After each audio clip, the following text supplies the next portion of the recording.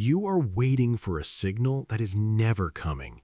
You're holding your potential hostage because you are addicted to the comfort of later. But let me tell you the brutal truth. Later is the graveyard of dreams. Later is where your ambition goes to die. Procrastination is not a time management problem. It is an emotional weakness. In the next hour, we are not just going to manage your time, we are going to kill the version of you that hesitates. The time for thinking is over. The time for war is now.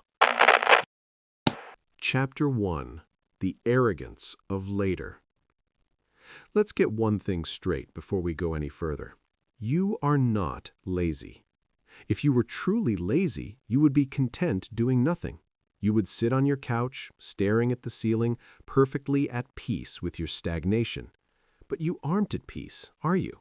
You are anxious. You are stressed. You are constantly running a background simulation in your mind of the work you should be doing while you were busy doing everything else. You are not lazy. You are arrogant. That stings, doesn't it? Good. It's supposed to. We treat procrastination as a character flaw, a lack of willpower, or a symptom of poor organization. But at its core, procrastination is a fundamental misunderstanding of your place in the universe. It is the arrogant assumption that you are guaranteed a tomorrow. When you look at a task, that email you need to write, that conversation you need to have, that project you need to start, and you say, "I'll do it later," you are making a bet. You are betting everything you have that later will arrive. You are betting that your heart will keep beating, that your lungs will keep drawing air, and that the world will pause its chaos long enough for you to get around to your responsibilities. Who gave you that promise? Who signed that contract for you? No one. You do not have time. You only have now. That is the first hard truth you must swallow. The biggest lie you tell yourself is, "I have time." You don't. You have this moment, right here. The past is a memory, and the future is a hallucination.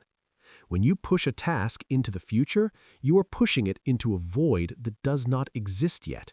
You are burdening a version of yourself that hasn't even been born. This brings us to the concept of emotional debt.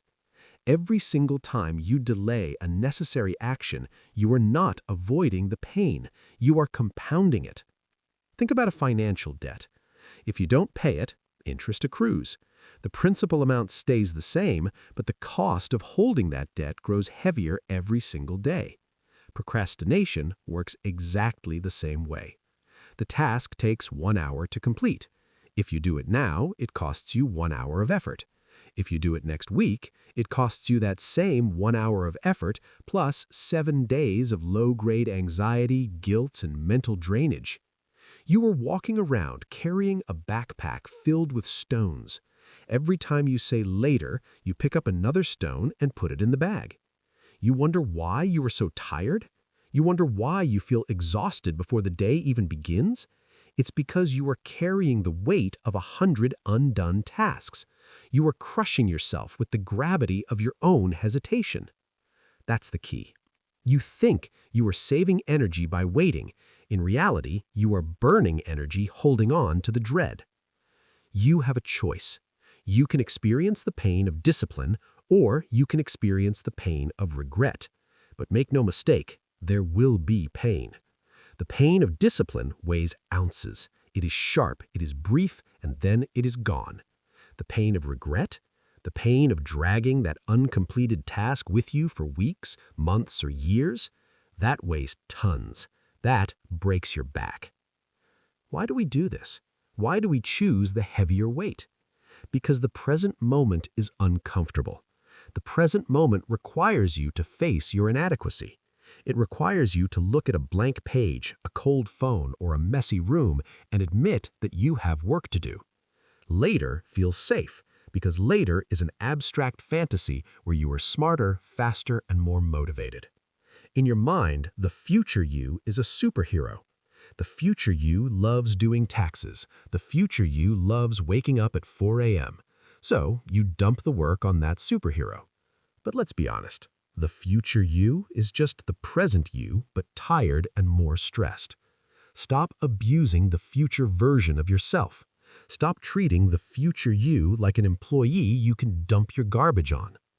You need to understand the mechanics of this arrogance.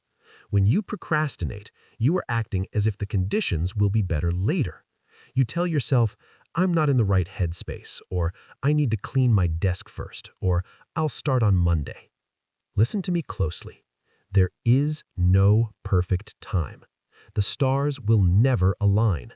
The traffic lights of life will never all be green at the same time. The conditions will always be imperfect. You will always be a little bit tired. You will always be a little bit distracted. If you are waiting for the perfect feeling to strike, you will wait until you are in the ground. It's not about the conditions. It's about the decision.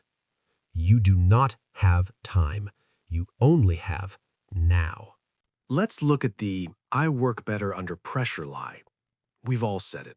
I'll wait until the night before because the pressure makes me focus. That is not a strategy. That is a trauma response. When you wait until the last minute, you aren't using focus. You are using adrenaline. You are using panic. You are putting your body into a fight or flight state just to write a report. Sure, you get it done, but look at the quality. Is that your best work? Or is that simply the work you managed to scrape together while your cortisol levels were spiking through the roof? And what is the cost? The cost is that you burn out. You teach your brain that the only way to generate action is through terror. You become an addict to urgency. You have to break this cycle. You have to stop needing a crisis to function. So, how do we kill the arrogance of later? We kill it by shrinking the timeline. We stop looking at the week, the month, or the year. We look at the next 10 minutes. The arrogance of later thrives on long horizons. If you think you have a week, you will take a week. If you think you have a life, you will waste a life. You must adopt a sense of immediate, almost aggressive urgency. Here's your instruction. The next time you hear that voice in your head say, "I'll do it in a bit," I want you to physically stop. Recognize that voice for what it is. It is the voice of arrogance. It is the voice that thinks it owns the future. Counter it with the truth. Say to yourself, I do not own tomorrow. I only own right now. If a task takes less than 5 minutes, you are forbidden from putting it on a to-do list. You do it immediately. You do not negotiate. You do not bargain. You simply move. If the task is large, you do not wait for the perfect opening. You attack the first piece of it. You open the document. You put on your shoes. You dial the first number. You are training yourself to be a person of immediate execution. You are building a reputation with yourself. Right now, your reputation is that of a liar. You tell yourself you'll do it, and you don't. You need to repair that relationship. You need to become the type of person who scares the part of your brain that wants to be lazy. You need to be so decisive that your hesitation doesn't even have time to speak. That's the key. Speed kills doubt. When you act immediately, you don't give your brain the chance to come up with excuses. You don't give the arrogance of later a chance to take root. You simply move. We are stripping away the illusion of time. You are going to realize that life is nothing more than a series of nows. If you lose the now, you lose your life. If you win the now, you win your life. Stop waiting for the signal. You are the signal. Stop waiting for permission. You don't need their permission. You need your own action. The arrogance ends today. You are no longer the person who assumes they have forever. You are the person who understands the brutal scarcity of time. You are the person who pays the debt immediately. You are the person who kills the monster while it is small. You do not have time. You only have now. But getting started is only half the battle. Once you accept that later is a lie, you run into the next wall. You try to move, but you feel heavy. You feel like you're wading through mud. You're waiting to feel inspired.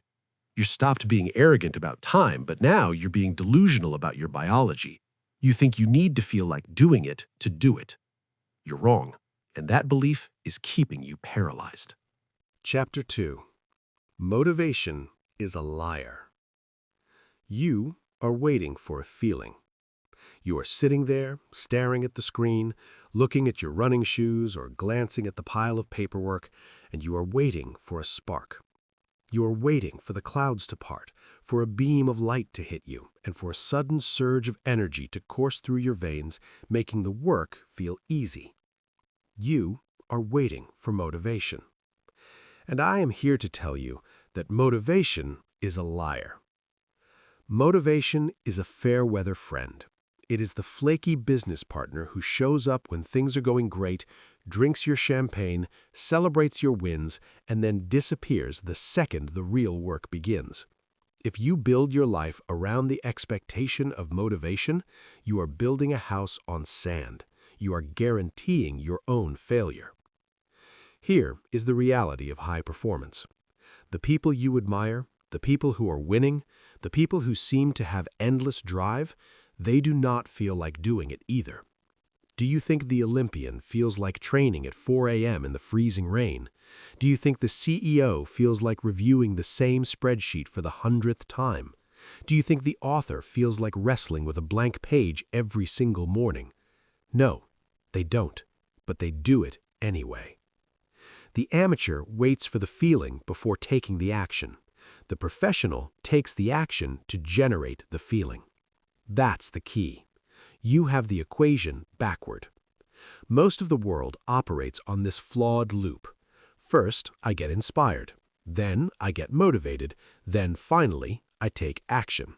It sounds logical, but it is biologically incorrect. It is a trap. If you wait for inspiration, you will work perhaps 3 days a year. You will spend the rest of your life waiting for a lightning strike that isn't coming. We need to flip the script. We need to reverse the polarity of your operating system. The true loop of high performance is this. First, you take action. That action yields a result, however small. That result gives you a hit of dopamine. That dopamine creates motivation. That motivation leads to more action. Action comes first. Feelings come second. You have to understand your own biology. Your brain is designed for survival, not for success. Your brain wants to conserve energy. It wants you to sit still, stay safe, and eat sugar. When you try to do something difficult, your brain screams no. It floods you with resistance. It tells you that you are tired, that you are sad, that you are not ready. If you listen to your feelings, you will stay in bed. You will stay on the couch. You will stay mediocre. You don't need their permission. You don't need your feelings to agree with you. Your feelings are not the CEO of your life. They are the toddlers in the back seat screaming for a snack. You are the driver. You determine the destination. Stop negotiating with your lethargy. You have a choice. You can be a slave to your biochemistry, or you can be its master. When you feel that heaviness, that resistance, that "I don't want to do this," you must recognize it for what it is. It is a biological trick. It is your mind trying to save calories. It is not a valid reason to stop. So, how do we fix this? How do we operate without the fuel of motivation? We use mechanical action. We stop treating our work like an art form that requires a muse, and we start treating it like a manual labor job. Imagine you are a machine. A machine does not ask, "Do I feel inspired today?" A machine simply executes the code. When you press the on button, it runs. You need to install an on button in your brain. You must disconnect your action from your emotion. This is what I mean when I say action comes first, feelings come second. You force the body to move, and the mind will eventually follow. You don't think your way into a new way of acting. You act your way into a new way of thinking. If you need to write, you don't wait for the perfect sentence. You physically put your hands on the keyboard and you type gibberish if you have to. The physical act of typing sends a signal to your brain, "We are working now." The brain eventually gets the message and falls in line. If you need to exercise, you don't wait to feel energetic. You put on your shoes, you stand up, you walk out the door. The energy comes after you start running, not before. The most dangerous lie you tell yourself is, "I'll do it when I feel better." You won't feel better until you do it. The anxiety you feel, that is simply energy trapped in the body because you aren't moving. The guilt you feel, that is the weight of potential that you are refusing to use. The only cure for the pain of procrastination is the pain of action. It's not about ability, it's about discipline. Discipline is doing what you hate to do, but doing it like you love it. It is the ability to give an order to yourself and obey it instantly. When the alarm goes off, you don't ask yourself, "Do I want to get up?" That question is forbidden. By asking the question, you invite the weakness in. You invite the negotiation, and you will lose that negotiation 9 times out of 10. Don't ask, move. Action comes first. Feelings come second. Let's look at the cost of relying on motivation. When you only work when you are motivated, your output is inconsistent. You are manic. You have 1 week of intense productivity followed by 3 weeks of depression and inactivity. You cannot build a legacy on that. You cannot build a career on that. You cannot build a life on that. Consistency is the result of ignoring your feelings. You have to become someone who can look at a task, feel absolutely zero desire to do it, feel tired, feel annoyed, feel anxious, and yet your physical body executes the task with precision. This is a superpower. While everyone else is waiting for the perfect mood, you are working. While everyone else is waiting for the stars to align, you are building the ladder. You leave them behind not because you are smarter, but because you are relentless. You are immune to the weather of your own emotions. That's the key. Emotional immunity. You must separate your identity from your mood. You are not your mood. You are the executor of your will. I want you to try this immediately. The next time you feel that heavy blanket of "I don't want to," I want you to say it out loud. My feelings are irrelevant. Because they are. The report doesn't care how you feel. The gym weights don't care how you feel. The bank account doesn't care how you feel. The world pays you for what you do, not for how you felt while doing it. Stop waiting for the euphoria. The euphoria is the reward, not the prerequisite. The dopamine hit comes after you finish the difficult phone call. The pride comes after you finish the workout. You are withholding the reward from yourself by refusing to do the work. You are starving yourself of satisfaction because you are too afraid to start without a guarantee of comfort. There is no comfort in the beginning. There is only friction. Accept the friction. Embrace the grind. The friction is the gatekeeper. It is there to keep the weak people out. If it were easy, if motivation was always there, everyone would be fit, rich, and successful. But it's not. It's hard. And that hardness is your opportunity. When you work without motivation, you are building something stronger than a completed task list. You are building character. You are hardening your mind. You are proving to yourself that you are in control. Every time you act despite your feelings, you cast a vote for the person you want to become. Action comes first. Feelings come second. Say it until it is burned into your subconscious. You have a choice. You can keep waiting for the magic bus of motivation to pick you up, a bus that is never coming, or you can start walking. Start walking, even if you stumble, even if you are slow, even if you hate every step. Just move. Because once you start moving, a strange thing happens. The heavy fog lifts. The gears loosen. The momentum takes over. Suddenly, you aren't trying so hard. Suddenly, you are in the flow. You look back and wonder why you waited so long. You realize that the monster was only in your head. But you will never reach that state if you don't take the first cold, unmotivated step. So, you've killed the arrogance of later. You've stopped waiting for the lie of motivation. You are ready to act. You are ready to move. But now, a new enemy steps into the ring. You sit down to do the work and you freeze. Not because you don't want to do it, but because you are terrified of doing it wrong. You want it to be flawless. You want it to be a masterpiece. And because you can't guarantee it will be perfect, you don't do it at all. You've traded laziness for anxiety. You've traded the couch for the magnifying glass. Let's smash the pedestal you've built for yourself. Chapter 3. The Cult of Perfectionism. Perfectionism is not a virtue. It is a disease. For years, you have worn your perfectionism like a badge of honor. You walk into job interviews, or you talk to your friends, and you say with a humble brag, "My biggest weakness is that I care too much. I'm a perfectionist. I just want things to be right." You think it makes you sound dedicated. You think it makes you sound like you have high standards. It doesn't. It makes you sound scared. Let me tear down this facade right now. Perfectionism is not about high standards. It is about fear. It is insecurity masquerading as quality control. It is a defense mechanism designed to protect your fragile ego from the possibility of judgment. If you never finish the project, no one can tell you it's bad. If you never launch the business, no one can tell you it failed.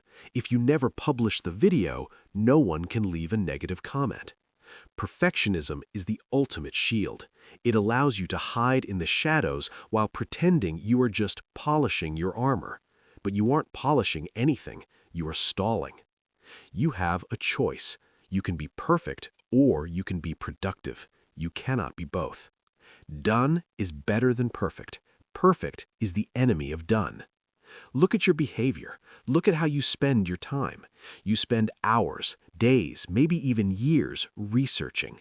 You read books on how to write the novel. You watch videos on the best camera settings. You analyze the market trends before launching the product. You tell yourself, "I'm preparing. I'm being responsible." You are not preparing. You are procrastinating in a tuxedo. This is what we call sophisticated hiding. You are doing busy work that feels like progress, but it is actually avoidance. You are researching the gym instead of lifting the weight. You are designing the logo instead of making the sales call. You are terrified of the reality of doing, so you retreat into the safety of planning. Planning feels safe because in the planning phase, everything works. In your head, the project is flawless. But in the real world, things are messy, things break, things are imperfect. You must fall in love with the mess. That's the key. The real world does not reward the plan, it rewards the execution. A mediocre plan that is violently executed today is infinitely better than a perfect plan that is executed next week. Why? Because the mediocre plan exists. It is real. It has mass. It interacts with the world. The perfect plan is a ghost. It is a fantasy trapped in your skull. You need to adopt a new standard. I am giving you a new operating system today. It is called the B- rule. From this moment on, you are forbidden from trying to get an A+. The A+ is a myth. It is the carrot on the stick that keeps you running in circles. Your goal is now a B-. A B- is passable. A B- is functional. A B- is out the door. When you aim for B- work, you liberate yourself. The pressure evaporates. You aren't trying to paint the Mona Lisa. You are just trying to put paint on the canvas. And here is the secret that the perfectionists don't want you to know. The path to an A+ is through 100 B-. It's not about talent, it's about discipline, the discipline of volume. There is a famous parable about a pottery class. The teacher split the class into two groups. Group A was told they would be graded solely on the quality of a single pot. They had to make one perfect pot by the end of the semester to get an A. Group B was told they would be graded on quantity. They had to make 50 pounds of pots to get an A. It didn't matter what they looked like, they just needed to hit the weight. At the end of the semester, a fascinating thing happened. The highest quality pots didn't come from the quality group, they came from the quantity group. Why? Because while Group A sat around theorizing about the perfect aesthetic and the perfect clay consistency, paralyzed by the fear of making a mistake, Group B was churning out work. They were making mistakes. They were getting their hands dirty. They were learning by doing. By the time they made their 50th pot, they had mastered the craft. Group A produced one mediocre pot and a lot of anxiety. Group B produced mastery. Done is better than perfect. Perfect is the enemy of done. You are sitting there waiting to be a master before you become a student. It doesn't work that way. Mastery is just iterated output. You cannot improve something that does not exist. You cannot steer a parked car. You have to get the car moving. You don't need their permission. You don't need the world to tell you it's okay to be average for a little while. You need to give yourself permission to be bad so that you can eventually become good. What are you really afraid of? Are you afraid it won't be good enough? Good enough for whom? Most of the time, the people you are trying to impress aren't even watching. And if they are and they judge you for trying, that is their failure, not yours. The critic is a spectator. You are the gladiator. The gladiator does not worry about the opinion of the person in the cheap seats eating popcorn. The gladiator worries about survival. The gladiator worries about action. Stop polishing the doorknob when you haven't even built the house. Ship the work, post the video, send the email, submit the application. Is there a typo? Good. Fix it later. Is the audio slightly off? Fine. Do better next time. Is the design a little clunky? Who cares? It is out there. It is living. Every time you release imperfect work, you are smashing the ego. You are telling that voice in your head, I do not care about looking good. I care about being effective. You are building a bias for speed. In the modern world, speed wins. The person who iterates fast beats the person who plans perfectly every single time. While you are thinking about your second step, the doer has already taken 10 steps, fallen down twice, learned from it, and is now a mile ahead of you. You are being left behind, not because you lack potential, but because you are hoarding it. Potential that is not used is worthless. It is just a heavy weight you carry around so you can feel special. I could write a great book, you say. I could start a great company, you think. Prove it. Do it badly. Do it quickly. Just do it. Done is better than perfect. Perfect is the enemy of done. Here is your instruction for today. Identify the project you have been stalling because you want it to be right. I want you to lower your standards by 50%. I want you to cut the timeline in half. I want you to finish a version of it today. It will be uncomfortable. You will feel a physical resistance in your chest. That resistance is your ego dying. Let it die. Your ego is not paying your bills. Your ego is not fulfilling your dreams. Release the B- work. Once it is out, you can improve it, but you cannot improve a blank page. Stop proving and start doing. Stop thinking and start shipping. The cycle of perfectionism is a cycle of silence. It keeps your voice out of the world. It keeps your contribution locked in a vault. Break the lock. You have a choice. You can live in the safe, quiet, perfect world of your imagination, or you can live in the messy, loud, imperfect world of reality where success actually happens. Join the real world. It's messy here, but we are actually moving forward. So, you've stopped waiting for later. You've stopped waiting for motivation, and now you've stopped waiting for perfection. You are ready to work. But there is a specific moment that stops almost everyone. It isn't the middle of the project, and it isn't the end. It is the very first 60 seconds. It is that moment of static friction where you have to go from 0 to 1. It is ugly, it is awkward, and it is painful. Most people turn back here. They can't handle the clumsiness of the beginning. You need to learn how to survive the start. Chapter 4. Embrace the ugly start. There's a concept in physics called static friction. It is the force that keeps a stationary object at rest. If you have ever tried to push a stalled car or slide a heavy piece of furniture across a carpet, you know exactly what I'm talking about. The hardest part is not keeping the object moving. The hardest part is that very first inch. The amount of force required to go from 0 to 1 is significantly higher than the force required to go from 1 to 100.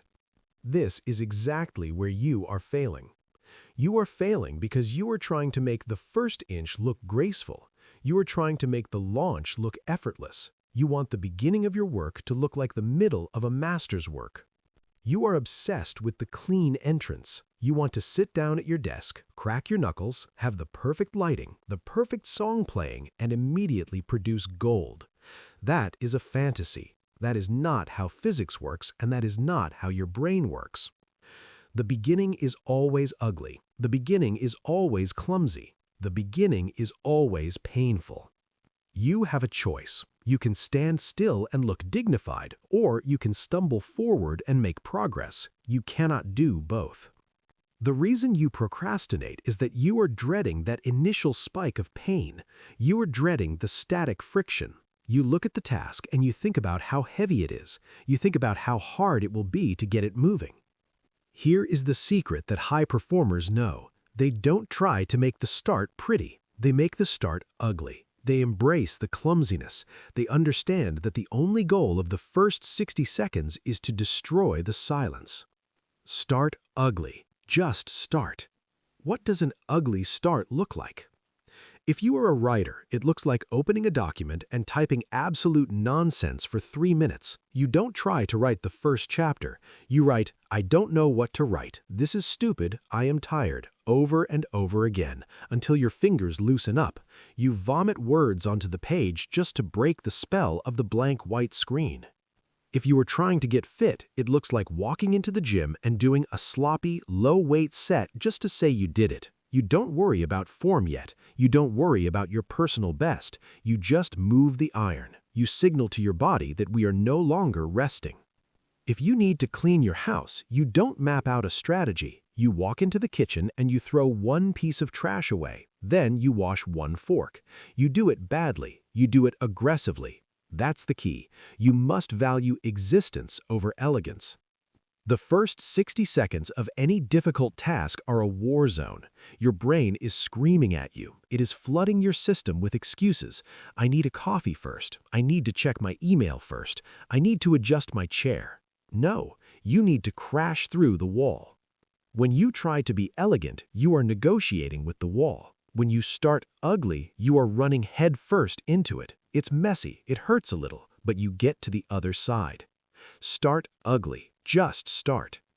You are waiting for the flow state to arrive before you begin. You think that if you wait long enough, you will enter a magical zone where the work happens automatically.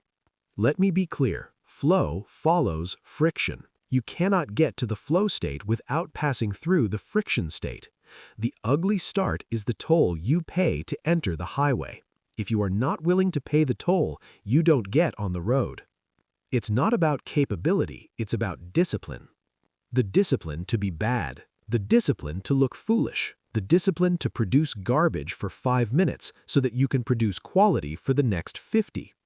Think about a cold engine on a winter morning. When you turn the key, it doesn't hum perfectly. It sputters, it coughs, it shakes, it makes a terrible noise, but it turns over. And once it warms up, it runs smoothly. You are the cold engine. You expect yourself to hum perfectly the second you turn the key. When you sputter, you think something is wrong with you. You think, "I'm not ready, I'm broken." You aren't broken, you are cold, and the only way to warm up is to run the engine. Allow yourself to sputter. Allow yourself to cough. You don't need their permission. You don't need the world to approve of your rough draft. The world doesn't see your rough draft. The world only sees what you finish. But you will never finish if you are too proud to start poorly. This is an ego problem. You have an image of yourself as a competent, high-functioning individual. The ugly start threatens that image. It makes you feel incompetent. It makes you feel like a beginner. Good. Be a beginner. The beginner moves. The expert who is afraid of looking like a beginner stays paralyzed. Start ugly. Just start. I want you to visualize the task you are avoiding right now, the big one, the one that feels like a mountain. Now, stop looking at the summit. Stop looking at the climb. Look at your feet. Your only job is to take one clumsy, awkward step. Do not write the report, open the file, and name it. That's it. That is the ugly start. Do not clean the garage. Go pick up one box and move it 2 feet to the left. That is the ugly start. Do not launch the business. Buy the domain name. That is the ugly start. You must lower the barrier to entry so low that you cannot fail. You must make the first step so stupidly easy, so unimpressive, that your brain doesn't have time to generate fear. We are hacking your neurology. Fear is triggered by the anticipation of difficulty. If you remove the difficulty from the first step, you bypass the fear response. Once you are in motion, the laws of physics change. Kinetic friction, the force against moving objects, is weaker than static friction. Once the car is rolling, it is easy to keep pushing. Once the pen is moving, it is easy to keep writing. The hard part is over. But you will never know that relief if you refuse to engage with the initial mess. You have a choice. You can protect your ego and stay stuck, or you can sacrifice your ego and get moving. The ugly start is an act of aggression against procrastination. It is you saying, "I don't care if this is bad, I am doing it anyway." It is a rejection of the need for validation. Start ugly. Just start. Stop preparing. Preparation is often just procrastination in disguise. You don't need more information. You don't need better equipment. You don't need a better plan. You need momentum. And momentum is born in the mess. Look at the most successful people in your field. Do you think their first drafts are perfect? Do you think their first business ideas were flawless? No, they were disasters. But they were disasters that existed. Your perfect idea does not exist. Their terrible idea does. Therefore, they win and you lose. That is the brutal math of the real world. It is time to get your hands dirty. It is time to stop treating your work like a precious artifact that can't be touched. Smash it, break it, mold it. The clay must be thrown on the wheel before it can be shaped. It lands with a splat. It looks like a lump of mud. That is the ugly start. If you are afraid to throw the clay because it might look like mud, you will never make the vase. Throw the clay. Start ugly. Just start. Take the pressure off. Tell yourself, "I am going to do the worst job possible for the next 2 minutes." Does that sound counterintuitive? Try it. It is liberating. When you aim for the bottom, you have nowhere to fall. You relax. And when you relax, you actually perform better. So here is your command. As soon as this chapter ends, you are going to pick one thing, and you are going to execute the ugliest, messiest, shortest version of it imaginable. You are going to endure the 60 seconds of static friction. You are going to grit your teeth through the awkwardness. And then you are going to find yourself moving. You are going to find yourself working. You are going to wonder why you made such a big deal out of it. The monster is only scary when it's standing still. When you run at it, it vanishes. But once you are moving, once you have overcome the static friction and you are in the middle of the work, a new challenge arises. You will get tired. You will get bored. You will feel a sudden wave of anxiety or self-doubt. Your body is moving, but your mind starts to rebel. Your emotions will try to hijack the car. You need to learn how to sever the connection between what you feel and what you do. Chapter 5. Your feelings are irrelevant. We live in a culture that worships feelings. We are told to listen to our bodies. We are told to honor our truth. We are told that if something feels uncomfortable or stressful or draining, it is a sign that we should stop. We treat our emotions like sacred compasses that must be obeyed at all costs. I am here to tell you that this is nonsense. If you want to be average, go ahead and listen to your feelings. If you want to remain exactly where you are, by all means, honor your fatigue. But if you want to achieve anything of significance in this lifetime, you must learn the harshest lesson of all. Your feelings are irrelevant. The market does not care if you are tired. The deadline does not care if you are anxious. The goal does not care if you are not in the mood. The world is a results-based economy. It pays you for what you produce, not for the internal struggle you overcame to produce it. When you miss a deadline because you were feeling overwhelmed, the result is exactly the same as if you were lazy. The outcome is a 0. You have a choice. You can be a professional, or you can be a victim of your own chemistry. The amateur stops when it hurts. The amateur stops when the enthusiasm fades. The professional understands that the work must be done regardless of the internal weather. Do it tired, do it scared, do it anyway. This is the mantra of the elite. It is the recognition that your internal state is not a command, it is merely a suggestion, and usually it is a bad suggestion. Think about the last time you achieved something difficult. Maybe it was a hard workout, a difficult conversation, or a long project. Did you feel like doing it in the moment? Probably not. You likely felt resistance. You felt a desire to quit. You felt fear. But you did it anyway. And because you did it, you reaped the reward. That's the key. The action exists independently of the emotion. You can be terrified and still take a step forward.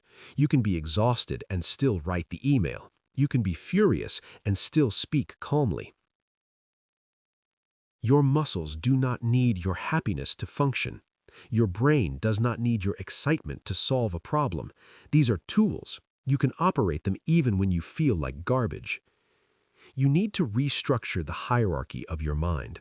Imagine your life is a corporation. You are the CEO. Your feelings are the employees. Right now, you are letting the employees run the company. You have a feeling of anxiety. That's the nervous intern screaming in the hallway, and you let that intern shut down the entire factory. You have a feeling of lethargy. That's the lazy worker sleeping in the break room, and you decide to close the office for the day. This is failed leadership.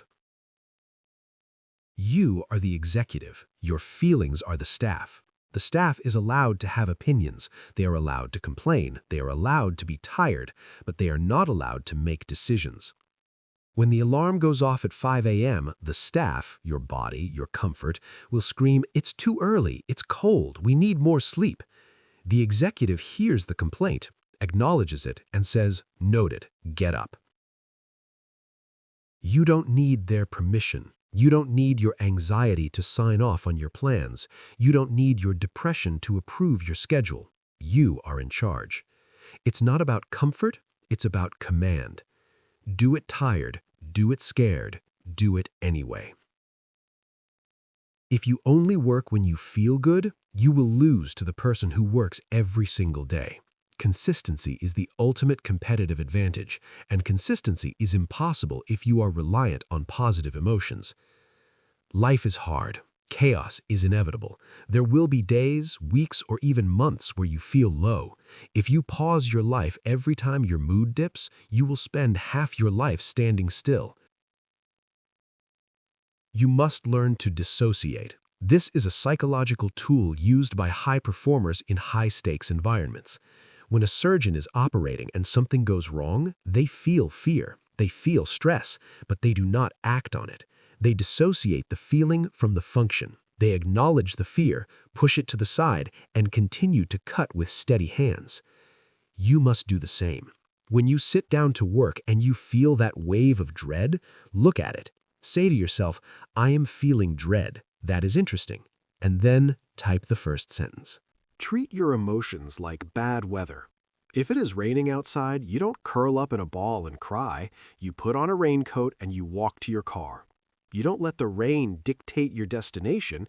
You simply adjust your gear. Your anxiety is just rain. Your fatigue is just fog. Put on your gear and go. Do it tired, do it scared, do it anyway. We have become soft. We have convinced ourselves that mental health means avoiding stress. Real mental resilience comes from facing stress and realizing it cannot break you. Real confidence comes from doing the thing you were afraid to do and surviving it. Every time you let a negative feeling stop you, you are training your brain to be weak. You are teaching yourself that you are fragile. You are reinforcing the belief that you must be comfortable to be competent. That is a lie. You are capable of immense output even when you are at 50% capacity. A B- effort on a bad day is infinitely better than a 0. Stop waiting to feel ready. You will never feel ready. You will always feel a little bit exposed. You will always feel a little bit unprepared. That's the key. The feeling of unreadiness is not a stop sign. It is just the sensation of growth. It is the sensation of stretching. If you are comfortable, you are stagnating. If you are comfortable, you are not trying hard enough. The friction you feel, that burning desire to stop, that is the evidence that you are doing something that matters.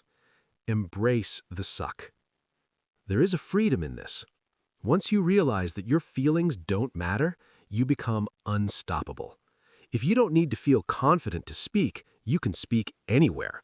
If you don't need to feel energetic to work, you can work anytime. You become a machine. You become reliable.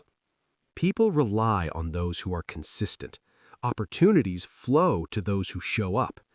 If you are the person who calls in sick every time you have a headache or cancels plans every time you feel socially anxious, people will stop calling you. They will stop trusting you.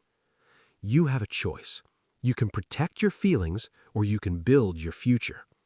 What is it going to be? Do you want to look back in 10 years and say, I didn't achieve my dreams, but at least I was never uncomfortable? Or do you want to look back and say, I was tired, I was terrified, I was doubting myself every step of the way, but I built this empire anyway? Do it tired, do it scared, do it anyway. Stop checking your emotional temperature every 5 minutes. Stop asking yourself, how do I feel right now? It doesn't matter how you feel. Ask yourself, what is the next required action? Then execute it.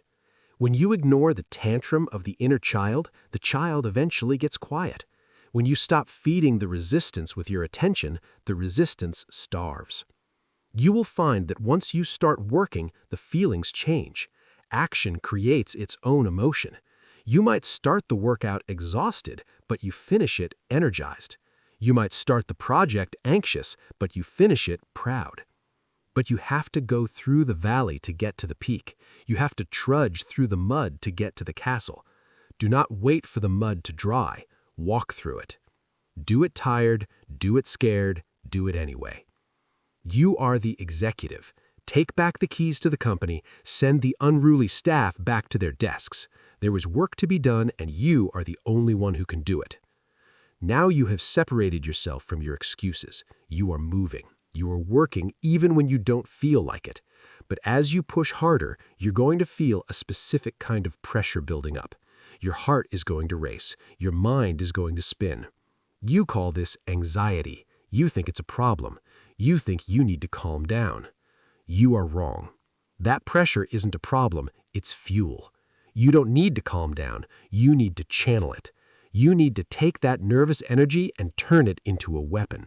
Chapter 6. Weaponize your anxiety. You are obsessed with being calm.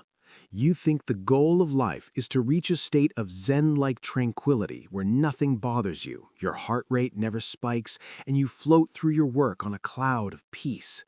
You think anxiety is a defect. You think that tight feeling in your chest, that shaking in your hands, that racing mind, you think it's a sickness. You are wrong. Anxiety is not a sickness. Anxiety is energy. It is raw, unrefined fuel. You are treating a Ferrari engine like a problem because it's loud. You are trying to put a silencer on a jet engine. Stop it. You don't need to calm down. You need to speed up. Most people procrastinate because they feel anxious about a task. They feel that spike of cortisol, and they interpret it as a danger signal. Oh no, I'm stressed. I should step away. I should go scroll on my phone until I feel relaxed again. This is cowardice disguised as self-care. When you step away from the stress, you are wasting the most potent energy source you have. That racing heart, that is your body preparing you for war. That is your biology dumping adrenaline into your bloodstream so you can hunt, fight, and survive. And what do you do with that biological gift? You waste it. You try to meditate it away. You try to distract it away. You have a choice. You can let the pressure crush you, or you can let the pressure push you. Pressure is a privilege. Use the fuel. Physiologically, anxiety and excitement are almost identical. In both states, your heart beats faster. In both states, your focus narrows. In both states, your body is primed for action. The only difference is the story you tell yourself. If you say, I'm nervous, you paralyze yourself. If you say, "I am ready," you weaponize the feeling. Stop trying to lower your heart rate. Raise your output to match it. That's the key. Anxiety is simply energy without a destination. If you don't give it a job, it will spin around in your head and turn into panic. But if you channel it into a task, if you pour that nervous energy into the keyboard, into the gym, into the problem, it transforms. It becomes laser focus. You don't need their permission. You don't need a doctor to tell you it's okay to be stressed. Stress is the state of growth. Muscles only grow under tension. Diamonds only form under pressure. You are no different. If you are comfortable, you are not growing. If you are calm, you are likely coasting. I want you to reframe your relationship with deadlines. Procrastinators hate deadlines because they bring anxiety. High performers love deadlines because they force action. There is a law called Parkinson's law. Work expands to fill the time available for its completion. If you give yourself 2 weeks to write a report, it will take you 2 weeks. You will spend 13 days stressed out, guilty, and anxious, and then you will do the actual work in the final 4 hours. Why? Because the deadline created the pressure, and the pressure forced the action. So why wait 2 weeks for the fuel to kick in? Create the fire yourself. It's not about time management, it's about intensity management. If you give yourself an hour to clean your house, you will get it done in an hour. You won't agonize over which rag to use. You won't stop to look at old photos. You will move with speed and violence. You will be anxious, yes. You will be rushing, yes. But you will be effective. You need to introduce artificial urgency into your life. You need to compress your timelines until they scare you. If a task should take a week, give yourself 2 days. If it should take a day, give yourself 2 hours. But that makes me anxious, you say. Good. Pressure is a privilege. Use the fuel.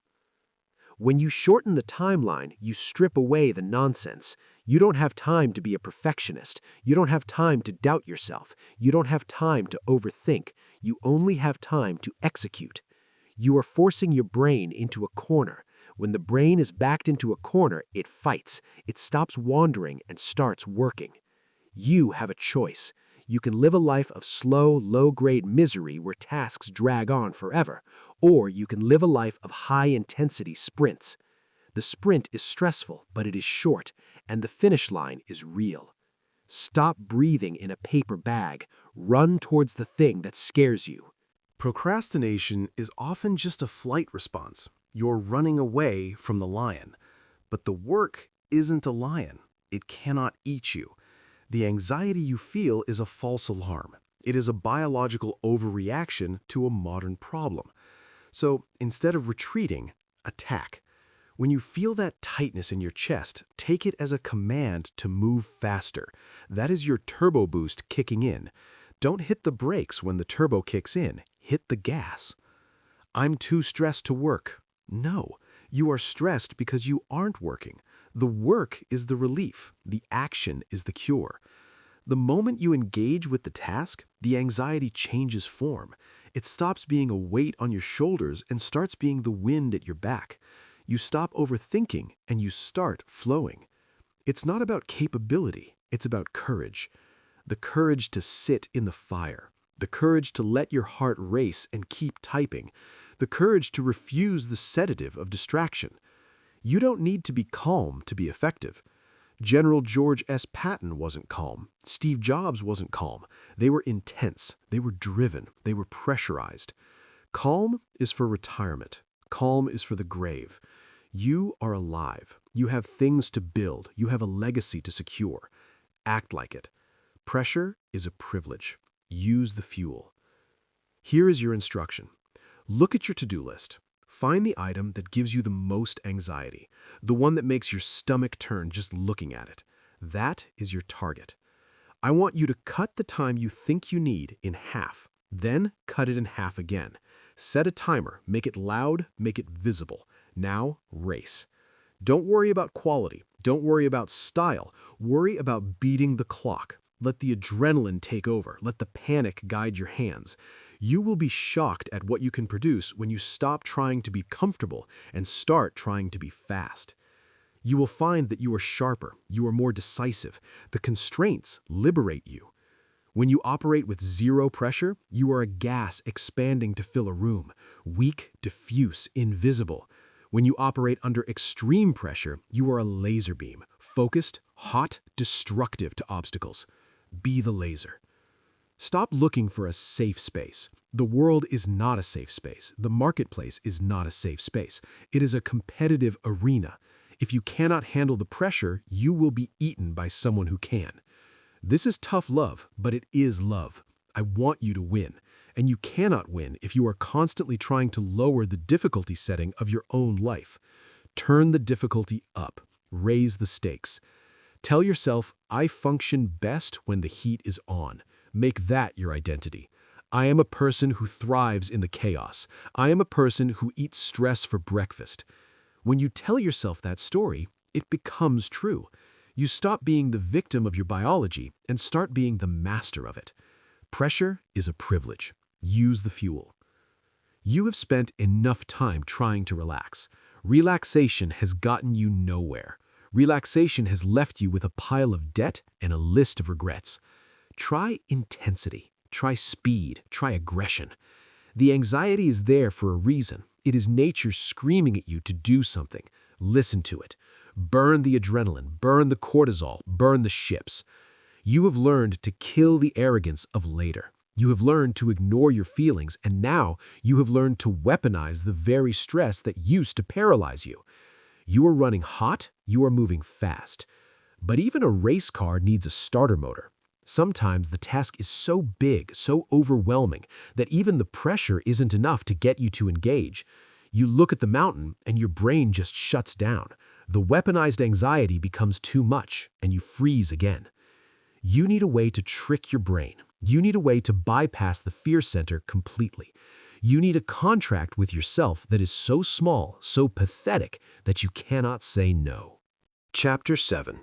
The 5-Minute Mercy Rule. We have talked about arrogance. We have talked about the lies of motivation. We have talked about weaponizing your anxiety. But I know some of you are still sitting there. You understand the concepts intellectually, but physically you are still frozen. You look at the project in front of you and it doesn't look like a task, it looks like a prison sentence. You see, write the thesis, and your brain translates it to 40 hours of misery. You see, clean the garage, and your brain translates it to an entire Saturday lost. Your brain is calculating the total cost of the effort, and the price is too high. So you don't buy. You walk away.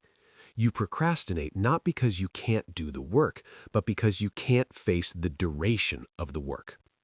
I'm going to give you the only trick in this entire audiobook. I usually despise hacks. I despise shortcuts. But this is not a shortcut to the result. It is a shortcut to the starting line. I call it the 5-minute mercy rule. Here's the deal you're going to make with yourself. It is a binding contract. You are going to look at that massive, terrifying task, and you are going to say, I will do this for exactly 5 minutes. At the end of 5 minutes, I have full permission to stop. I can walk away guilt-free. I can go back to scrolling. I can go back to sleeping. No judgment, no shame. 5 minutes is all I ask. 5 minutes changes everything. Why does this work? It works because it lowers the threat level. Your amygdala, the lizard part of your brain that controls fear, is terrified of the infinite. It is terrified of doing taxes all day. It is terrified of running until I die. But it is not terrified of 5 minutes. 5 minutes is nothing. 5 minutes is a commercial break. 5 minutes is a song. Your brain can handle 5 minutes. It says, okay, I can survive that. I'll take the deal. You have a choice. You can continue to stare at the mountain and be paralyzed by its height, or you can agree to walk for 5 minutes and see what happens. This only works if you are honest about the mercy part. You must genuinely give yourself permission to quit. If you tell yourself, I'm just saying 5 minutes, but I really have to finish it, your brain will smell the lie. it will lock up again. You have to mean it. I will write for 5 minutes, and if I hate it, I will close the laptop. That's the key. You are negotiating a peace treaty with your own resistance. So you set the timer. You start. Tick, tick, tick. You write the first sentence. You put on your gym shoes. You wash 3 dishes. And then something magical happens. The timer goes off. The alarm sounds. You have fulfilled your contract. You are free to go. But do you? 95% of the time, you don't. Why? Because the anticipation of the pain was worse than the pain itself. You realize that writing isn't actually torture, it's just typing. You realize that washing dishes isn't a war crime, it's just warm water and soap.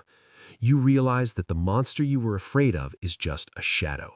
And more importantly, you have broken the seal. You have overcome the static friction we talked about in Chapter 4. You are now in motion. Newton's law takes over. A body in motion tends to stay in motion. Stopping now would actually require more effort than keeping going. You're already in the chair. The document is already open. The water is already running. You think, well, I'm already here. I might as well do another 10 minutes. And just like that, you have tricked your brain into productivity. 5 minutes is all I ask. 5 minutes changes everything. It's not about willpower, it's about leverage. You're using a psychological lever to move a heavy object.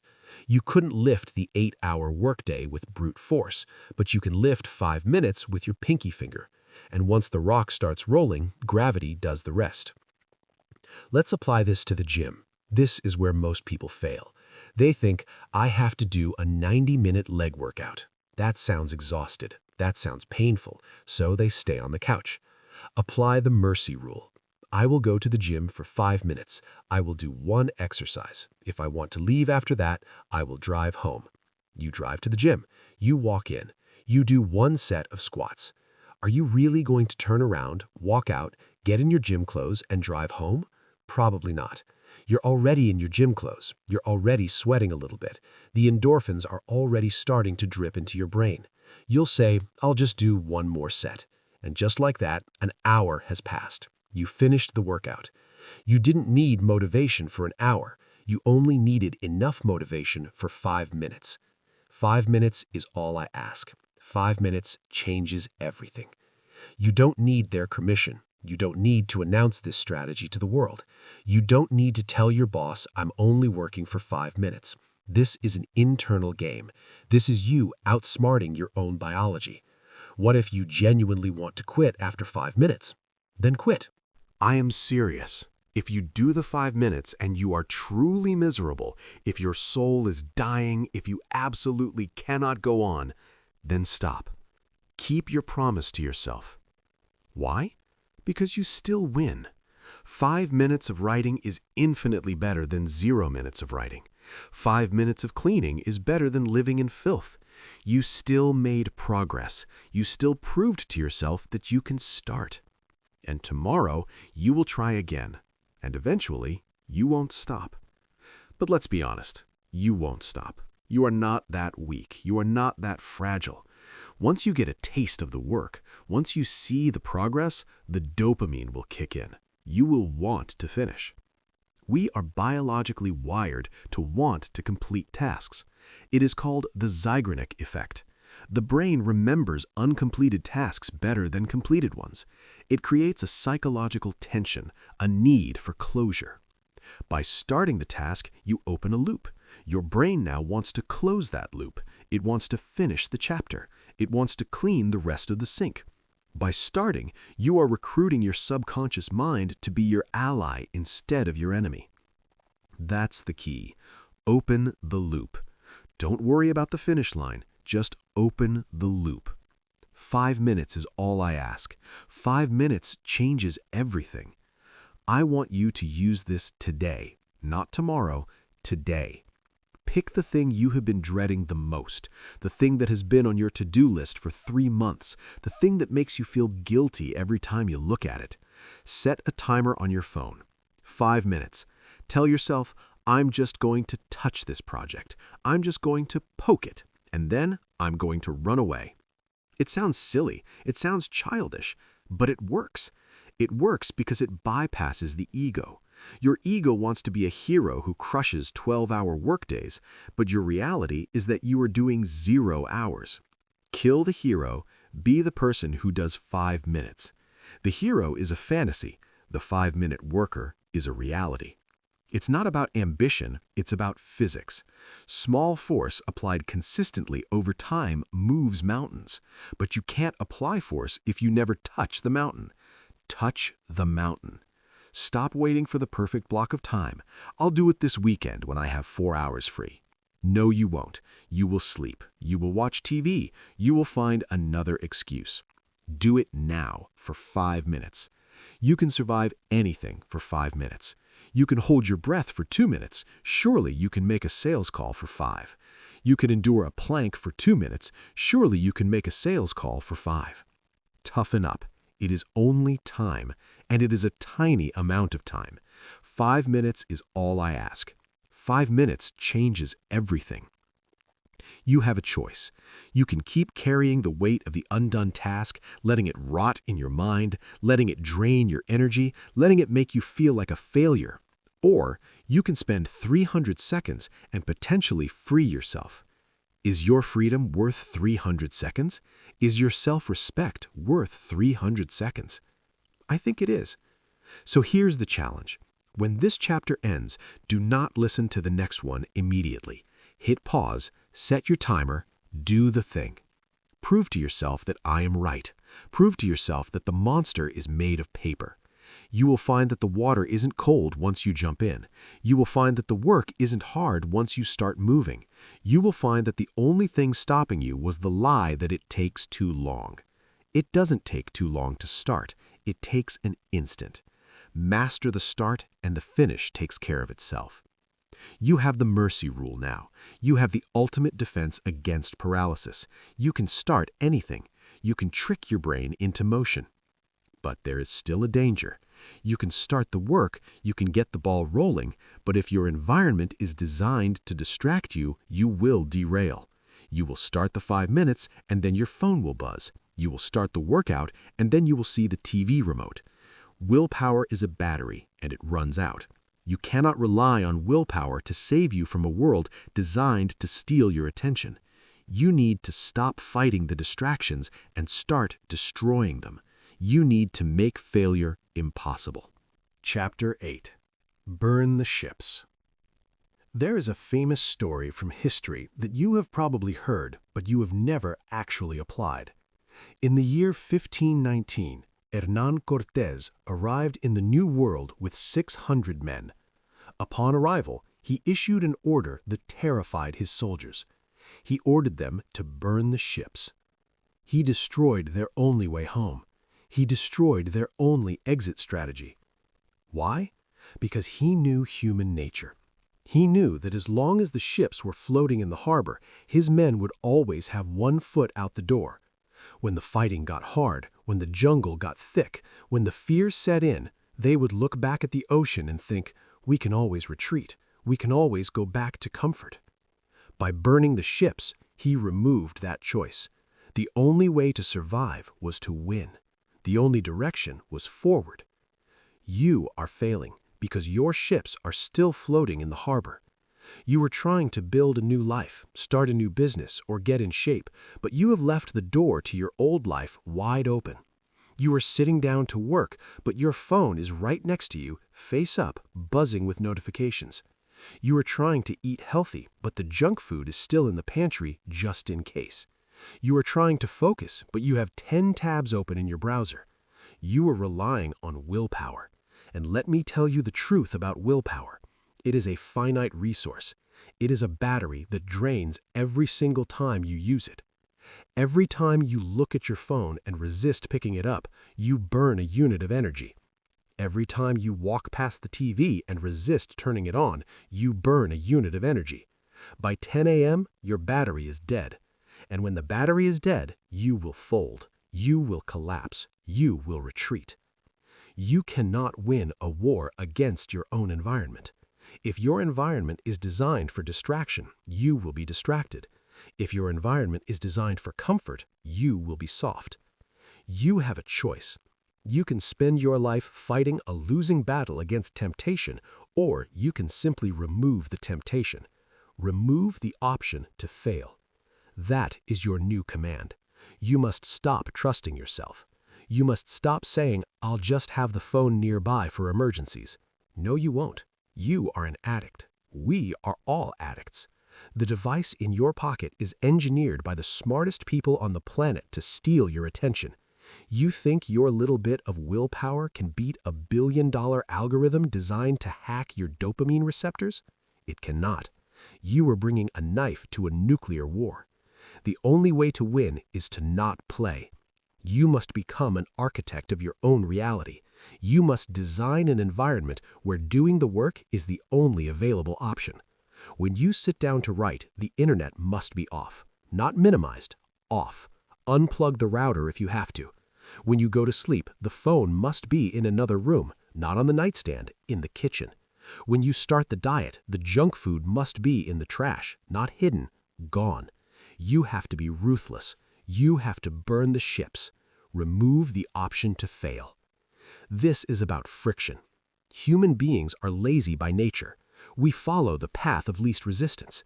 If the path of least resistance leads to Netflix, you will watch Netflix. If the path of least resistance leads to work, you will work.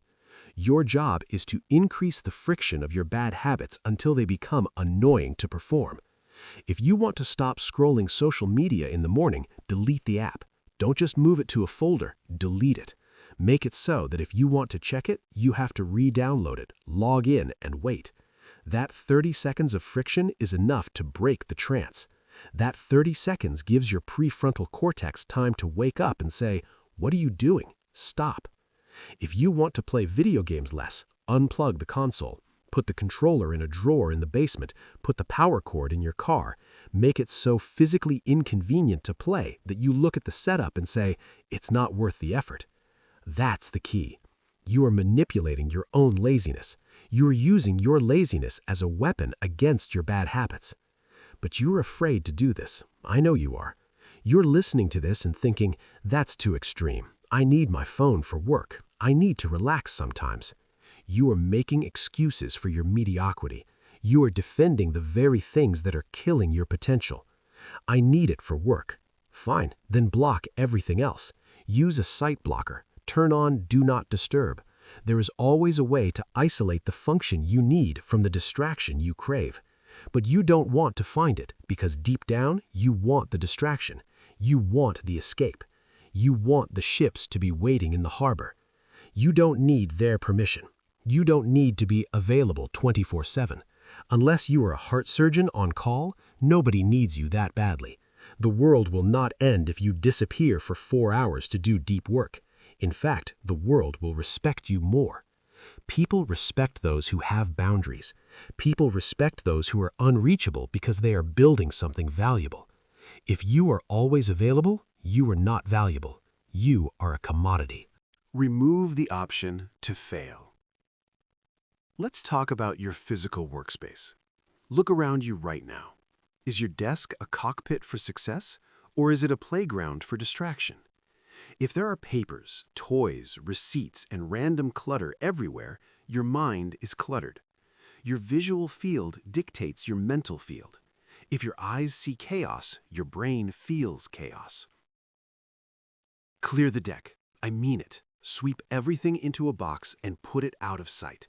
Keep only the one thing you are working on in front of you. When you sit at that desk, there should be nothing else to do but work. You should be so bored that working becomes the most exciting option available. Neil Gaiman, the famous author, has a rule for writing. He says you don't have to write, but you can't do anything else. He sits in a gazebo at the bottom of his garden. No phone, no internet, no books. He can sit there and do nothing, or he can write. Eventually, doing nothing becomes boring. Writing becomes the escape. He removed the option to do anything else. He removed the option to fail. You need to build your own gazebo. It might be a corner of the library.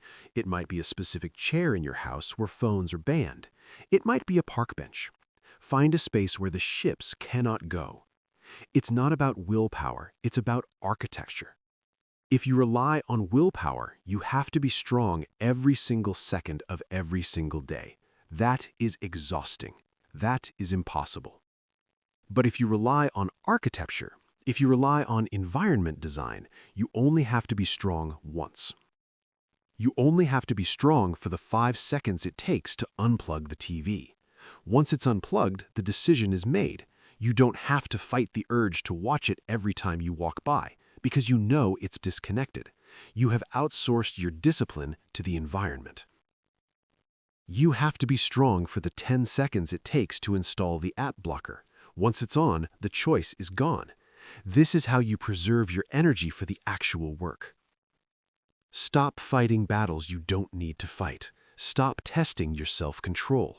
You are not a monk. You are a human being surrounded by super stimuli. Protect yourself.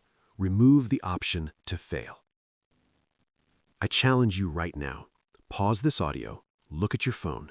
Look at the apps that are stealing your life. You know which ones they are. Delete them. Right now. Press and hold. Click the X. Watch them disappear. Does your chest feel tight? Good. That is the addiction leaving the body. That is the fear that you will be disconnected.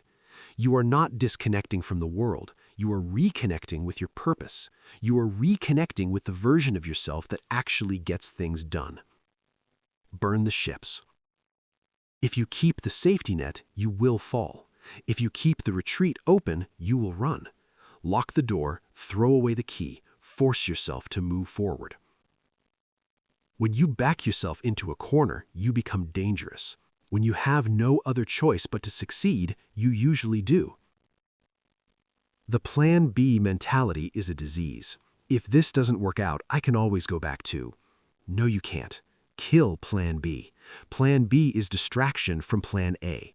As long as Plan B exists, Plan A is just a hobby. Make it a necessity. Remove the option to fail. When you curate your environment, you are treating yourself like a professional. A professional athlete doesn't keep a stash of cigarettes in their locker. A professional musician doesn't practice in a room with a TV blasting. They respect their craft enough to build a sanctuary for it. Build your sanctuary. Make it sacred. Make it a fortress where the noise of the world cannot enter. Inside that fortress, you are safe from the algorithm. Inside that fortress, you are the master. And once you are in that fortress, once you have burned the ships and there is nowhere left to go but forward, you will find that the first step is inevitable. You will move. And once you move, a new law takes over. You are no longer fighting static friction. You are no longer fighting distraction. You are riding a wave. You have built the environment. Now, let's talk about the physics of your success. Chapter 9. The Law of Momentum. Isaac Newton discovered the secret to your productivity over 300 years ago. He wasn't studying business, and he wasn't studying psychology. He was studying the laws of the physical universe. But the laws of the universe apply to you because you exist within it. Newton's first law of motion states, an object at rest stays at rest, and an object in motion stays in motion with the same speed and in the same direction unless acted upon by an unbalanced force. You are the object. For the last 8 chapters, we have been fighting to get you out of the at-rest state. We have battled the static friction. We have fought the arrogance of later. We have burned the ships. Now you are finally moving. You have taken action. You have started the project. Now you face a new danger. It is a danger that disguises itself as a reward. It is the desire to stop. You finish a task and you think, good job, I've worked hard, I deserve a break. So you sit down, you open your phone, you turn on the TV. You have just committed a crime against your own potential. You have voluntarily killed your momentum. You have a choice. You can be a train that barrels through every obstacle on the tracks, or you can be a train that stops at every single station, wasting massive amounts of energy just to get going again. Keep moving. Stagnation is death. You need to understand the physics of energy expenditure. The most expensive thing you can do, biologically and mentally, is to start. We already established that starting is painful. It requires a massive surge of dopamine and norepinephrine to overcome the initial resistance. When you are already moving, the cost of continuing to move is almost zero. The flywheel is spinning. The heavy lifting has been done. You are coasting on the energy of your previous actions. When you stop, you throw all of that free energy away. You let the flywheel grind to a halt. And then what happens? You have to start all over again. You have to summon that massive surge of energy again. You have to fight the static friction again. You are making your life infinitely harder by stopping. You think you are resting, but you are actually exhausting yourself. The person who works for 4 hours straight is often less tired than the person who works for 30 minutes, takes a 20-minute break, works for 30 minutes, and takes another break. The second person had to start 4 separate times. The first person only had to start once. That's the key. Never waste a start. If you are in motion, stay in motion. Do not let the ball drop. Keep moving. Stagnation is death. This brings us to the compound effect of action. Success is not a solitary event. It is a chain reaction. It is a domino effect. Why do the military instruct soldiers to make their bed first thing in the morning? Is it because the generals care about interior design? No, it is because they understand momentum. When you make your bed, you have accomplished the first task of the day. It is a small victory, it takes 60 seconds, but that small victory releases a tiny hit of dopamine. It signals to your brain, we are achieving things today. That first task leads to the second task. Because the bed is made, the room looks cleaner. Because the room looks cleaner, you pick up your clothes. Because you picked up your clothes, you feel organized enough to sit at your desk. Because you are at your desk, you open your email. One action bleeds into the next. But the reverse is also true. The compound effect works in both directions. If you hit snooze on the alarm, you have started the day with a loss. You have signaled to your brain, we are lazy today. Because you snoozed, you were late. Because you were late, you skipped breakfast. Because you skipped breakfast, you are irritable and unfocused. Because you are unfocused, you scroll social media instead of working. You have a choice. You can ride the spiral up, or you can ride the spiral down. But you are always riding a spiral. There is no neutral ground. Keep moving. Stagnation is death. You must learn to protect your momentum with your life. When you are in the zone, when the words are flowing, when the work is getting done, you become unapproachable. You do not answer the phone. You do not go to the bathroom unless it is an emergency. You do not stop to eat. You ride the wave until it crashes on the shore. The problem is that you treat your momentum as cheap. You sell it for a cheap dopamine hit. You write 3 paragraphs and then you say, I'll just check Instagram for a second. That second destroys the flow. It introduces what psychologists call attention residue. When you switch tasks, a part of your brain is still stuck on the previous task. It takes nearly 20 minutes to regain full focus after a distraction. By taking a quick break, you have effectively lobotomized your productivity for the next 20 minutes. You have severed the chain. It's not about fatigue, it's about physics. You don't stop a rocket in the middle of the atmosphere to refuel. You burn until you reach orbit. Keep moving. Stagnation is death. Here is a practical rule for you to implement today. The no-gap rule. When you finish a task, you must immediately physically engage with the next task before you allow yourself to think. There must be no gap in the action. If you finish writing the report, you immediately close the document and open the next one. You don't lean back in your chair, you don't stretch, you don't look out the window. You click open. You bridge the gap. You hook the carriages of the train together so there is no space for hesitation to enter. Remember, hesitation is a gas. It will fill any empty space you give it. If you leave a gap between task A and task B, hesitation will fill that gap. Doubt will fill that gap. Laziness will fill that gap. Close the gap. You don't need their permission. You don't need to explain to your colleagues why you aren't taking a coffee break with them. You are on a mission. You are building something, and builders don't put down the hammer until the roof is on. The world will try to stop you. The world is designed to stop you. Notifications, advertisements, people, emails, they are all friction. They are all unbalanced forces trying to act upon your object in motion. You must be heavier than the friction. You must have so much velocity that the obstacles simply shatter when you hit them. Think about a wrecking ball. When a wrecking ball is sitting still, a child could push it, but when a wrecking ball is swinging at full speed, it can smash through a concrete wall. Be the wrecking ball. Keep moving. Stagnation is death. I want you to examine your transitions. This is where you are losing the war. You are good at working, but you are terrible at transitioning. You finish the gym and you sit in your car for 15 minutes looking at your phone. You have lost the momentum. You finish the meeting and you chat by the water cooler for 20 minutes. You have lost the momentum. Transitions should be instantaneous. You finish the gym, you drive home. You walk in the door, you shower. You shower, you eat. You eat, you work. It is a continuous stream of execution. Does this sound exhausting? It is actually the opposite. It is invigorating. There is a specific type of high that comes from relentless action.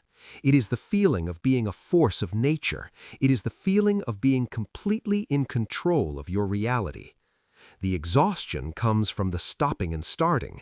The exhaustion comes from the internal debate of, should I do this now? When you remove the gaps, you remove the debate.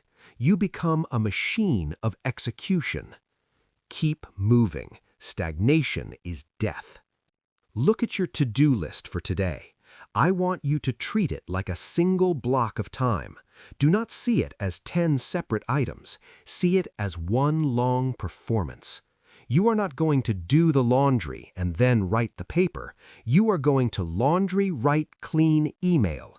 It is one word. It is one action. Connect the dots. Do not lift the pen from the paper. If you can master this law, the law of maintaining velocity, you will accomplish more in a day than most people accomplish in a month. While they are busy starting, stopping, complaining, and resting, you are blurring past them. You are the object in motion, and nothing can stop an object in motion except itself. Don't stop yourself. Don't be the friction in your own life. You have built the speed. You are moving fast. You are crushing the list. You feel powerful. But why? Why are we moving so fast? What is the rush? Is it just to be productive? Is it just to make money? No. We are moving fast because we are running out of time. Not deadline time, real time, lifetime. You have forgotten the ultimate deadline. You have forgotten that the clock is ticking on your existence. You think you have forever. You don't. It is time to look at the end. Chapter 10. The Death of Tomorrow. We have reached the final chapter. We have stripped away your excuses. We have destroyed your perfectionism. We have weaponized your anxiety. But there is one final enemy we must face. It is the silent, invisible enemy that whispers in your ear every time you lay your head on the pillow. It is the belief that you have time. You live your life as if you are immortal. You scroll through social media as if you have 1,000 years to waste. You put off your dreams as if the calendar is infinite. You say, "I'll do it tomorrow," with the absolute arrogant certainty that tomorrow will be there waiting for you.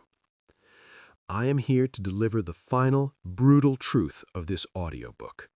You are dying. This is not a metaphor. This is not poetry. This is biology. From the moment you were born, a clock started ticking. You do not see the clock, but it is counting down. Every second that passes is a second you will never, ever get back. Every time you say later, you are gambling with a currency that is running out. You have been living in a fantasy world where tomorrow is a guarantee. It is not. Tomorrow is a fantasy. Win the day. The ancient Stoics had a practice called memento mori. It translates to remember you must die. They didn't do this to be depressed. They didn't do this to be morbid. They did it to create urgency. They kept symbols of death on their desks to remind them that the present moment is a gift, not a right. You have lost this perspective. You treat your life like a dress rehearsal. You act as if this is just practice, and the real show will start later, when you have more money, when you have more time, when you are ready. There is no dress rehearsal. This is the show. The curtain is up, the lights are on, and you are standing on stage paralyzed, waiting for a cue that has already been given. You have a choice. You can continue to live in the delusion of permanence, or you can wake up to the reality of your mortality. When you understand that death is waiting, procrastination becomes impossible. How can you procrastinate when you realize that this entry might be the last thing you ever write? How can you hesitate when you realize that this phone call might be the last time you hear their voice? That's the key. Death destroys triviality. When you look at your life through the lens of memento mori, the nonsense fades away. You stop caring about what people think of you on the internet. You stop caring about the fear of rejection. You stop caring about the awkwardness of the ugly start. Suddenly, the only thing that matters is, did I do what I came here to do? You don't need their permission to live your life. You don't need the world to validate your existence. Your existence is validated by your action. Tomorrow is a fantasy. Win the day. I want you to think about the phrase, I intend to. I intend to write a book. I intend to get in shape. I intend to start a business. The graveyard is the richest place on earth. It is filled with intentions. It is filled with books that were never written, songs that were never sung, and businesses that were never started. It is filled with people who intended to do great things but ran out of tomorrows. Do not add to that wealth. Do not let your dreams be buried with you. It's not about fear, it's about discipline. The discipline to execute now. The discipline to treat today as if it is the only day you have, because in reality, it is. The past is a memory. The future is a guess. The only reality you can touch, the only reality you can shape, is the 24 hours in front of you. If you waste today, you have wasted your life, because your life is nothing more than a string of todays. Tomorrow is a fantasy. Win the day. You must adopt the mindset of a day-tight compartment. This is a concept used by great leaders to manage immense pressure. They do not worry about next week. They do not agonize over next year. They focus entirely on winning the 24-hour block they are currently standing in. If you win the day, and you do that again tomorrow, and again the day after, the years take care of themselves. But if you lose the day because you are dreaming about the future, you lose everything. Stop building castles in the sky. Build a brick wall on the ground. Lay one brick today. Lay it perfectly. That is all that is asked of you. You have a choice. You can be a dreamer or you can be a builder. The dreamer lives in the future. The builder lives in the now. Look at your to-do list one last time. Is it filled with busy work? Is it filled with things that don't matter? Or is it filled with the work that will define your legacy? If you knew, truly knew, that you would not wake up tomorrow morning, would you spend today the way you plan to? Would you spend it scrolling? Would you spend it arguing in comment sections? Would you spend it worrying about being perfect? No, you would do the things that matter. You would tell the people you love that you love them. You would finish your work. You would leave nothing on the table. So why are you living differently? Why are you saving your best effort for a day that might not come? Tomorrow is a fantasy. Win the day. We often think that procrastination is about being lazy, but at a deeper level, procrastination is an act of ingratitude. It is you looking at the gift of time and saying, "This isn't enough, I'll use the next one." It is an insult to the universe. It is an insult to the millions of people who didn't wake up this morning. They would give anything for your boring Tuesday. They would give anything for the opportunity to do the work you are avoiding. You have the privilege of struggle. You have the privilege of effort. Honor that privilege. That's the key. Gratitude drives action. When you are grateful for the time, you don't waste it. You squeeze every drop of potential out of it. You don't need their permission to be intense. People will tell you to slow down. They will tell you to stop and smell the roses. And you should smell the roses, but you should smell them today. Do not plan to smell them in retirement. Live fully. Work fully. Rest fully. But do it now. Tomorrow is a fantasy. Win the day. I want you to make a pact with yourself. It is a pact of zero regret. Live your day in such a way that if your head hits the pillow tonight and you never wake up, you can be at peace. You can say, "I did what I could. I emptied the tank. I left nothing inside." That is the ultimate standard. That is the only metric that matters. Did you empty the tank? Or are you saving your energy for the swim back? As we learned with Cortez, there are no ships. There is no swim back. There is only the mission. The procrastination killer is not a calendar app. It is not a technique. It is a realization. It is the realization that you are temporary. Let that fire burn you. Let it burn away the fear. Let it burn away the hesitation. When you realize you have nothing to lose, you become fearless. When you realize you have no time to waste, you become efficient. You are ready. You have the tools. You know that later is arrogance. You know that motivation is a lie. You know that perfectionism is fear. You know that the ugly start is necessary. You know that feelings are irrelevant. You know the anxiety is fuel. You have the 5-minute mercy rule. You have burned the ships. You have embraced momentum. And now you have accepted the death of tomorrow. You are no longer the person who started this audiobook. That person was asleep. You are awake. The knowledge is in your head, but knowledge without action is just trivia. I cannot do the work for you. I cannot lift the weight for you. I cannot write the words for you. I can only show you the door. You have to walk through it. We are at the end of the line. The theory is over. The practice begins. Tomorrow is a fantasy. Win the day. You have mastered your mind. You have mastered your time. Now, there is nothing left to do but the one thing you have been avoiding this entire time. The talking stops here. We have reached the end of the audio, but this is the beginning of the test. Everything you have listened to for the last hour is useless intellectual garbage if you do not move your body right now. Do not click next video. Do not check the comments. Do not open a new tab. You know exactly what you have been avoiding. You know the thing that has been sitting in the back of your mind, rotting. That fear you feel? That is your compass. That is pointing you exactly where you need to go. The gap between the life you have and the life you want is closed by action. Not planning, not hoping, action. I want you to close this video. I want you to put your phone down. Count backward. 5, 4, 3, 2, 1. Go.